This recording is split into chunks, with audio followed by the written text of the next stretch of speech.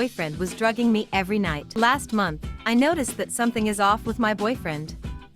He was being too nice recently, like cleaning up his dirty dishes and being attentive to my needs. I would have thought this was a good thing if only I haven't caught him waking up in the middle of the night and leaving the house. I tried waiting for him to come back, but I fell asleep after some time, and the next thing I knew, he was back in bed with me. That morning, it clicked on me like I found all the pieces to the puzzle. That's why he was acting so nice. And recently, I would admit that we haven't had some sex, and I thought he just wasn't in the mood. Now, I know why. He was having an affair. I was furious and heartbroken. I told my best friend, Natalie, all about it, and she was as heartbroken as me. She kept asking if I was sure about it. I mean, what other explanation it could be? He'll be gone the whole night and he'll be back in the morning. What did he do? Buy some milk? I said to her that I have a plan. I'm gonna wake up before he does and catch him red-handed. My best friend just nodded and said that was a good idea. That night, my boyfriend prepared a nice meal for me, something he hadn't before, and I was mildly surprised.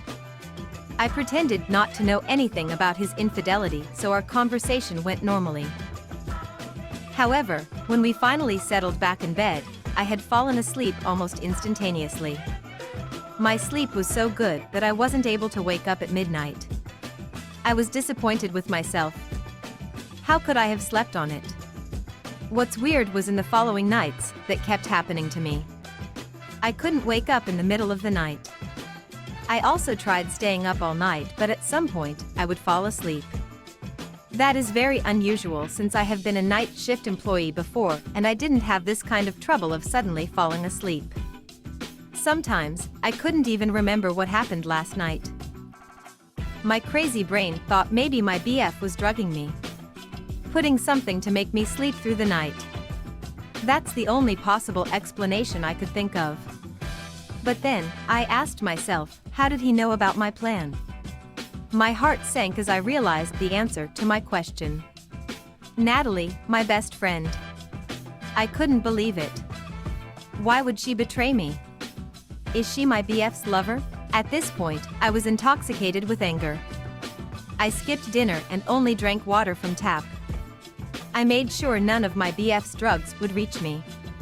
My boyfriend was even persistent that I should eat or at least drink some milk. To me, that was a confirmation that he was indeed drugging me. I was about to confront him about his infidelity right then and there, but I felt a blunt force hit me at the back of my head and I was out. When I came to, I was tied up in bed and my BF was watching me at the corner of our bedroom. He was biting his lips and was pale as a sheet. What is this? I asked him. His eyes lit up when he saw me awake. He then ran to our living room and called for someone. My heart sank as I saw who it was.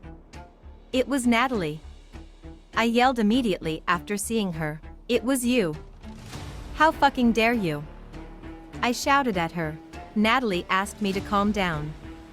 It's not what you think, she kept repeating. I'm gonna kill you both when I get out of here. I kept trying to free myself, but to no avail. They used some of the thickest rope I've seen. Babe, listen to me, my boyfriend said. I'm not cheating on you.